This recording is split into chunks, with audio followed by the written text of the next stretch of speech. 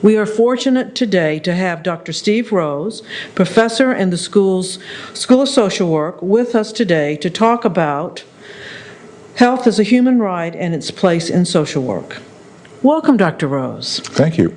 Before we begin, could you tell us about how you became so passionate about this area? At the risk of dating myself, I can. I was part of the civil rights movement in the 60s, and I became very attracted to the field of social work because social work and civil rights were inextricable at the time. The whole idea of human beings being deprived the full possibility of their humanity because of their color was, to me, absolutely unacceptable in any possible imaginable way. And I knew two things. I knew, one, that the social system was producing inequities, and inequities in the distribution of wealth and human dignity were self-evident in the civil rights movement. And I also came to believe that social work practiced at the level of change, at the system level, at the structural level, but also paid careful attention to what was happening to the individuals who were suffering the impact of inequity. So I've been in this for a long time, and I'm continuously, my whole work and practice, both academically and out in the field, has been trying to find ways to transform the inequity in the distribution of dignity and power, in the distribution of wealth and income, into a social justice framework. Over the last several years, the data worldwide has been convincing that inequity in the distribution of wealth, inequity in the distribution of power, inequity in the distribution of income is so firmly connected to inequity in the distribution of health that I have come to believe that most chronic disease and death from it is in fact the physiological incorporation of inequity. And that, to me, needs to be the focus of social work. That needs to be social work's concern, that needs to be social work's practice focus, that needs to be where we need to be doing theory development, research, and practice at every level. Wow. Thank you. I can see that as we look at the school's mission statement, it's apparent that the school's faculty has adopted the World Health Organization's definition of health. And you've shared some about your own concerns about inequities and the correlation or connection to health. Can you share a bit about why the school has adopted this definition rather than perhaps a more narrow definition of what constitutes health? Yeah, I can try. The school, ever since I've been here, has had a mission statement that talked about the values of the profession, focusing primarily on social justice, human dignity, self-determination, and individual and cultural diversity, and the necessity to honor them. For many years, that was the main focus and theme of what differentiated us from other schools. And in fact, I think a number of other schools modeled the changes in their own mission statement on ours because we had such a huge attraction by students to that mission statement. But over the years, the World Health Organization has come to look significantly at the issue of health in a very broad form. Typically in the United States, we define health as the presence or absence of disease, or maybe disease and injury. In the World Health Organization definition, disease is the presence of social, emotional, economic, cultural, and political diversity and expression. So health becomes an overriding condition for the species of human beings to develop as a group. That was very exciting to me. And the fact that this is now receiving worldwide recognition is very exciting to me. And the fact that the World Health Organization, in addition, has said that not only must that statement be the goal or definition of health, but it has to also include the preconditions for health. And the preconditions for health are equity in the distribution of the resources necessary for human beings to thrive. And those resources are material resources like income, housing, food, shelter, clothing, work, but also equity in the distribution of the capacity to make decisions about your own life. So the World Health Organization definition of health fit perfectly with my lifelong understanding about what the purpose and meaning of social work was about. And the faculty, with your leadership, began to engage in serious discussion about this WHO definition because it seemed to fit all that social work did, not just medical social work or mental health social work, but all of social work. And I was really excited to participate in the discussions that we had among the faculty and students leading up to the revising of our mission statement and our vision statement and our niche statement, specifically as we looked at the reaccreditation process. So it seemed apparent to me that this broader definition created the possibilities for theory, practice, and research for the profession of social work that were completely different from the narrow definition of health as the presence or absence of disease. I see. Now, why did the school adopt health as a human right as the central theme for this particular course, this human behavior and the social environment? I think the reason is because health, as we've just discussed it, is the process of living one's life. And very clearly, to be a human being means to live your life in a social context.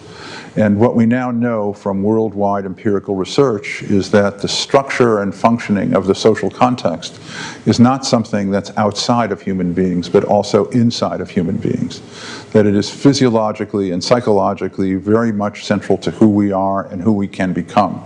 So consequently, a course called Human Behavior in the Social Environment would have to look at this evidence-based, data-driven conclusion and begin to say, actually, even the title of the course is a problem because human behavior and the social environment are different dimensions of the same continuum of human existence. They're not separate categories.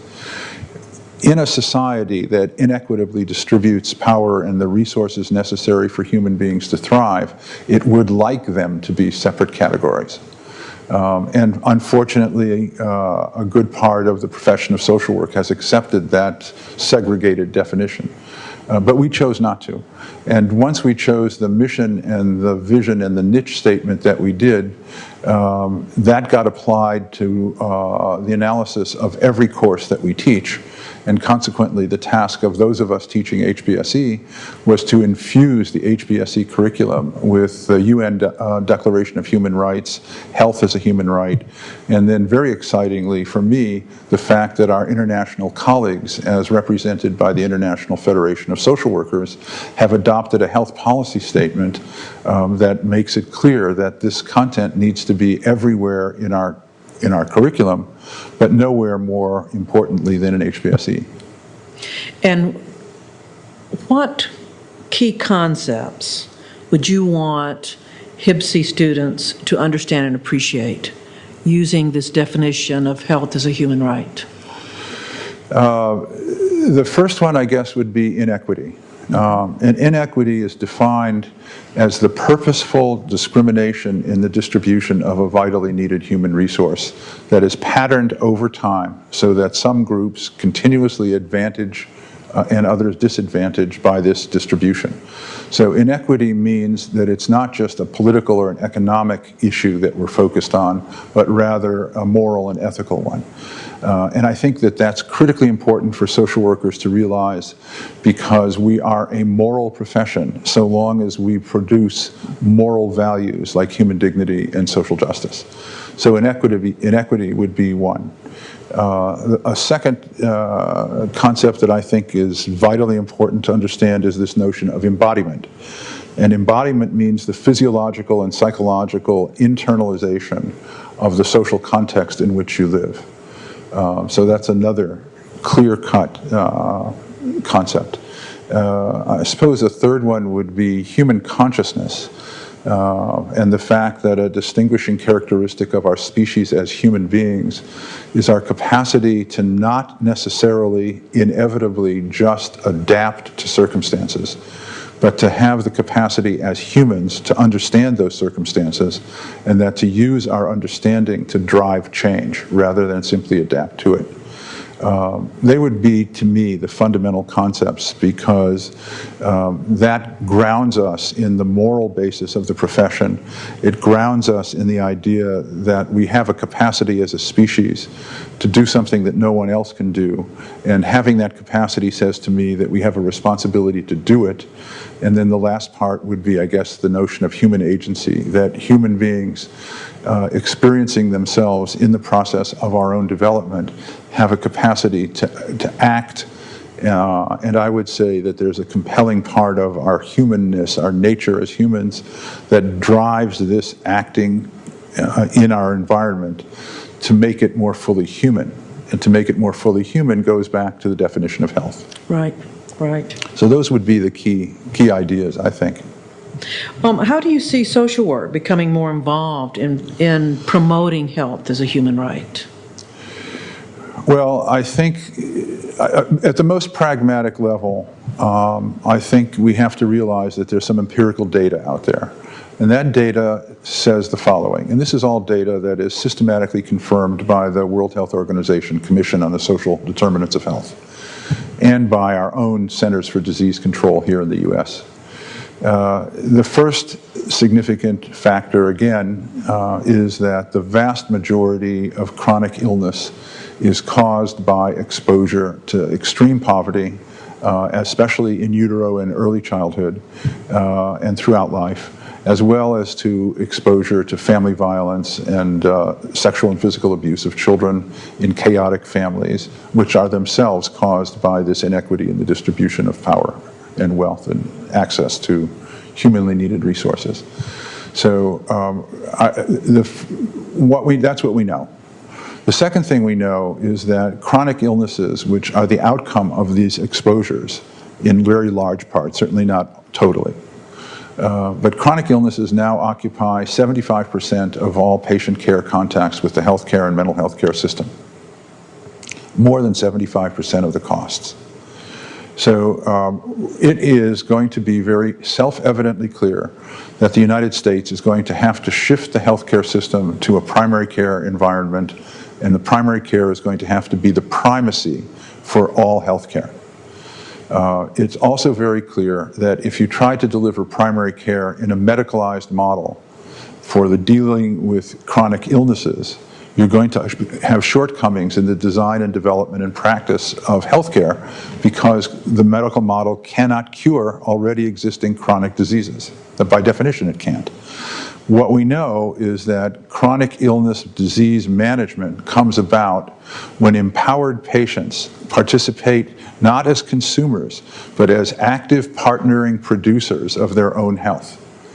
And when they produce their health together with medical providers and medical educators and health promotion education people as part of an interdisciplinary team, the outcomes are very significantly best. These are all unequivocal facts. So it's in this fact system that social work at a simple level needs to begin to say, we need to redefine our role. We need to become the leaders of interdisciplinary healthcare teams focused on dealing with chronic illness. We need not to get caught up on the difference between mental illness and physical illness, because they all have the same characteristics. And in both aspects, the key issue is the empowering of patients to participate as equal partners in the production of their own health. That, to me, is the social work avenue of entry. The other thing we need to begin to look at is how we have to be able to become evidence-based and be able to look at these kinds of practices that are empowering at the clinical level or at the direct practice level with individuals and families and groups, and be able to document the efficacy of those practices. Not only efficacy with human beings and their own evolving health, but also the cost efficacy of those practices. And the second thing is we absolutely must play a role in health policy analysis and advocacy, and begin to be sure that at the policy level, we are continuously fighting for redistributive policies that redistribute the resources human beings need to be more fully human, not to be more fully compliant, but to be more fully human using the definition of health that we have already discussed. So social work, for me as a profession, must play an upstream role looking at the policy side of things, and it must play a downstream role looking at direct practice with individuals, families, and groups, very much the way the school's two concentrations are organized. But I think, like this school, for us, those two concentrations are very integrated. They're not discrete, segregated units as they are in so many other places. Here, they're integrated, and each is seen as a dimension of the action arena that the other needs to know about. And that, to me, characterizes social work. Social work has to be active in both arenas, and whatever it is your particular emphasis is, it can't be non-cognizant of the other side of the continuum. We have to be doing both, or before too long, we'll be doing neither. This is what you oftentimes see as the activist practitioner. Yes. I believe is what you're talking about. Yeah. Yes. Yeah. Well, Dr. Rose, thank you for your expertise and insights into this. This has been very interesting. We certainly appreciate you taking time out of your busy schedule to come and talk with us today. Thank you. Glad to do it.